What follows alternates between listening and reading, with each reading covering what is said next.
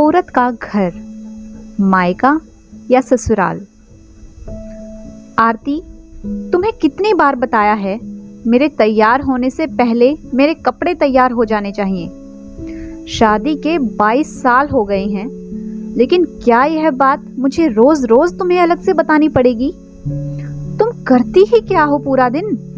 तुम तो घर पर आराम से रहोगी, मुझे ऑफिस जाना पड़ता है, पर तुम हमेशा बेवकूफों जैसी हरकत करती हो। मेरी बात कान खोलकर सुन लो। अगर यह सब तुम जानबूझकर कर रही हो तो याद रखना, मुझसे बुरा कोई नहीं होगा। आज भी राजीव का पारा चढ़ा हुआ था। आरती के लिए राजीव का यह बेवजह का गुस्सा कोई नई बात नहीं थी। वो महीने में 5-6 बार ऐसे ही आरती पर बरस पड़ता था। वो इतना भी ख्याल नहीं करता था कि उसके बच्चे उसे उनकी माँ के साथ ऐसा व्यवहार करते देख रहे हैं। पहले पहले आरती ने उसका विरोध किया, लेकिन जब कई सालों तक राजीव में कोई बदलाव नहीं देखा तो आरती ने खुद को ही बदल लिया। अब राजीव के कुछ भी कहने से आरती को कोई फर्क ही नहीं पड़ता था। राजीव की हर बात वह चुपचाप सिर नीचे झुकाए सुन लेती थी।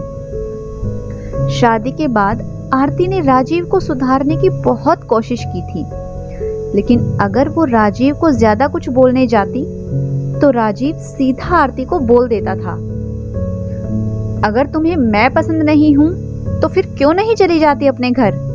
क्यों रहती हो यहाँ मेरे साथ?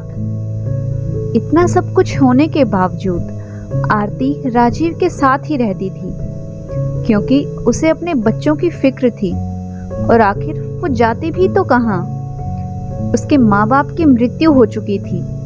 घर में अब केवल भाई भाभी थे, और भाई भाभी का व्यवहार देखकर उसे राजीव के साथ इस घर में रहना ही सही लगता था। समाज और लोग क्या कहेंगे, यह सब भी तो आरती को ही देखना था। ऊपर से वह इतनी पढ़ी लिखी भी नहीं थी कि खुद से कोई नौकरी कर सके और अपना और अपने बच्चों का पालन पोषण कर सके।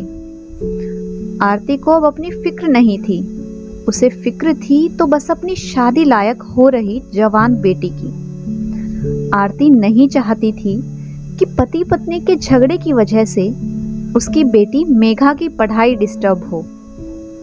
मेघा की पढ़ाई अब पूरी हो चुकी थी और उसके लिए अब शादी के रिश्ते भी आने लगे थे। कई सारे रिश्तों को मेघा ने ठुकरा दिया था। 3-4 महीने बाद एक अच्छा रिश्ता आया। रिश्तेदारों और पहचान के लोगों ने भी लड़के की बड़ी तारीफ की। राजीव एक दिन अपनी बेटी के पास बैठकर उसे समझाने लगा, मेघा बेटा, नीरज बहुत अच्छा लड़का है, पढ़ा लिखा है, बड़ा घर है, बहुत अच्छी नौकरी है। ऐसे रिश्ते बार बार नहीं आते बेटा, इस बार मना मत करना। मेघा अपने पिता से ज्यादा बात नहीं करती थी। शायद वो उनसे डरती थी या शायद नफरत करती थी, लेकिन आज वो अपनी पूरी हिम्मत जुटाकर बोली, पापा, मुझे अभी शादी नहीं करनी, मैं नौकरी करना चाहती हूँ, मुझे अपने पैरों पर खड़ा होना है। हाँ तो उसमें क्या बड़ी बात है बेटा, मैंने लड़के से बात की है, वो तुम्हें किसी बात के लिए नहीं रोकेगा। तुम शादी के बाद भी नौकरी कर सकती हो, वो तुम्हें नौकरी के लिए परमिशन दे देगा। पापा, मेरी नौकरी करना या ना करना उसकी परमिशन पर क्यों डिपेंड करने लगा? ये मेरी जिंदगी है पापा, क्या मेरी जिंदगी के फैसले मैं खुद से नहीं ले सकती? क्या मैंने इतनी पढ़ाई यूं ही की थी कि कोई आए और मुझे यूं बंधन में बांध कर रखे? ना बेटा, तुम्हें किसी भी चीज की कमी नहीं होगी वहां। ऐसे रिश्ते बार बार नहीं आते बेटा, जरा समझने की कोशिश करो, बहुत खुश रहोगी तुम वहां। आरती, तुम ही समझाओ इसे। आरती कुछ बोलने ही वाली थी कि तभी मेघा राजीव की ओर देखते हुए बोली, पापा, क्या मैं उतनी ही खुश रहूंगी जितनी मम्मी इस घर में खुश हैं? अपनी बेटी के मुंह से यह सवाल सुनकर राजीव हक्का बक्का रह गया। मेघा आगे बोली, पापा मुझे शादी नहीं करनी, क्योंकि शादी के बाद अगर वो लड़का आपके जैसा निकला तो मैं क्या करूंगी। मुझे आपके जैसा जीवन साथी नहीं चाहिए जो बिना गलती के मुझ पर हमेशा चिल्लाए। मुझे कुछ भी अपनी पसंद का लेना हो तो हजारों बार यह सोचना पड़े कि कहीं वो नाराज ना हो जाए। मेरी तबीयत कैसी भी हो, उसे कोई परवाह ही ना हो। उसे बस अपने काम से मतलब हो। उसे अगर उसकी कोई चीज ना मिले तो भी मेरा ही दोष निकाले और हर छोटी मोटी बात पर मुझे घर से निकल जाने की धमकी दे। मेघा ने अपना दिल खोलकर अपने पिता के सामने सारी बातें रख दी। आज राजीव को उसकी अपनी ही बेटी ने आईना दिखा दिया था, लेकिन उसके मुंह से एक भी शब्द नहीं निकल रहा था। वो मेघा की बातें सुनता जा रहा था और अपने किए हुए बर्ताव को याद कर रहा था। मेघा लगातार बोलते जा रही थी। आज पहली बार वो अपने पापा के सामने इतना कुछ बोल गई थी। पापा, आप माँ के साथ शुरू से ही गलत व्यवहार करते आए हैं। आप अपने ऑफिस या बाहर का गुस्सा बिना सोचे समझे माँ पर उतार देते हैं। आपने कभी सोचा कि माँ को कैसा लगता होगा?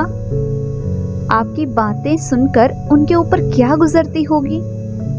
उनके स्वाभिमान को कितनी ठेस पहुंचती होगी? आप एक बार खुद से सोचिए, अगर आपकी तरह ही माँ ने भी आपसे वैसा ही बर्ताव किया होता तो क्या आप कभी उनका यह बर्ताव बर्दाश्त कर पाते? राजीव आज अपनी गलती महसूस कर पा रहा था। वो बस अपनी बेटी को इतना ही बोल पाया, जो तुम्हारा मन है वो करो, मैं तुम्हें नहीं रोकूंगा। इतना कहकर राजीव वहां से उठकर जाने लगा तो मेघा ने राजीव का हाथ पकड़ा और बोली, पापा यहाँ बैठिए, मुझे आपसे सिर्फ एक सवाल करना है, आप मुझे उसका जवाब दे दीजिए। क्या आप चाहेंगे कि मेरा पति आपके जैसा हो? अगर हाँ तो कर दीजिए रिश्ता पक्का, और अगर नहीं तो मुझे कर लेने दीजिए नौकरी, मुझे आत्मनिर्भर बनने दीजिए। राजीव इसके आगे कुछ भी नहीं बोल पाया और वहां से चुपचाप बाहर चला गया।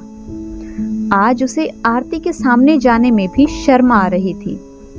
राजीव ने आज से अपने आप को बदलने का फैसला कर लिया था। अगले दिन से आरती ने अपने पति में काफी बदलाव देखा।